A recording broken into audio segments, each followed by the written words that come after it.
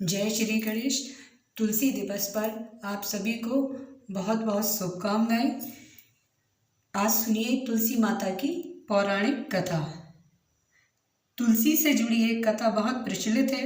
श्रीमद् देवी भागवत पुराण में इनके अवतरण की दिव्य लीला कथा भी बनाई गई है। एक बार शिव ने अपने तेज को समुद्र में फेंक दिया था। उससे एक महातेजस्वी बालक ने जन्म लिया। यह बालक आगे चलकर जालंधर के नाम से पराक्रमी दैत्य राजा बना। इसकी राजधानी का नाम जालंधर नगरी था। दैत्यराज कालनेमी की कन्या वृंदा का विवाह जालंधर से हुआ। जालंधर महाराक्षस था। अपनी सत्ता के मद में चूर उसने माता लक्ष्मी को पाने की कामना से युद्ध किया, परंतु समुद्र से ही उत्पन्न होने के कारण माता लक्ष्मी ने उसे अपने भाई के रूप में स्वीकार किया। वहां से पराजित होकर वह देवी पार्वती को पाने की लालसा से कैलाश पर्वत पर गया।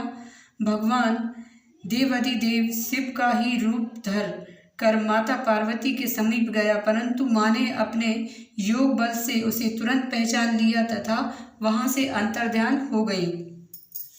देवी पार्वती ने क्रुद्ध होकर सारा वृतांत भगवान विष्णु को सुनाया।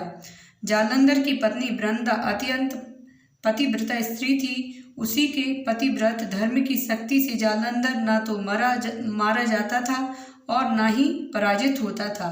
इसलिए जालंधर का नाश करने के लिए वृंदा के पतिव्रत धर्म को भंग करना बहुत जरूरी था। इसी कारण भगवान विष्णु ऋषि का वेश धारण कर वन में जा पहुंचे, जहां वृंदा अकेली भ्रमण कर रही थी। भगवान के साथ दो मायावी राक्षस भी थे, जिन्हें देखकर वृंदा भयभीत हो गई। ऋषि ने वृंदा के सामने पल में दोनों को भस्म कर दिया। उनकी शक्ति देखकर वृंदा ने कैलाश पर्वत पर महादेव के साथ युद्ध कर रहे अपने पति जालंधर के बारे में पूछा। ऋषि ने अपने माया जाल से दो बानर प्रकट किए।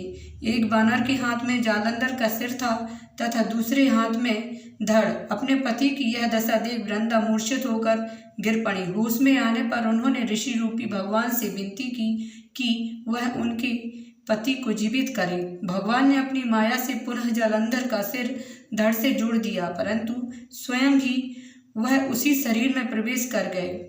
वृंदा को इस छल का जरा आभास न हुआ। जालंधर बने भगवान के साथ वृंदा पतिव्रता का व्यवहार करने लगी, जिससे उसका सतीत्व भंग हो गया। ऐसा होते ही वृंदा का पति जालंधर युद्ध में हार गया।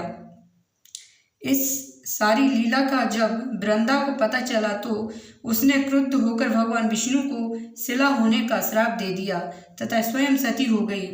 जहाँ वृंदा भस्म हुई वहाँ तुलसी का पौधा होगा। भगवान विष्णु ने वृंदा से कहा, हे वृंदा, तुम अपने सतीत्व के कारण मुझे लक्ष्मी से भी अधिक प्रिय हो गई हो। अब तुम तुलसी के रूप में सदा मेरे साथ रहोगी। जो मनुष्य भी मेरे शालिग्राम रूप के साथ तुलसी का विवाह करेगा, उसे इस लोक और परलोक में विपुल यश प्राप्त होगा। जिस घर में तुलसी होती है वहाँ यम के दूत भी असमय नहीं आ सकते। गंगा व नर्मदा के जल में स्नान तथा तुलसी का पूजन बराबर माना जाता है।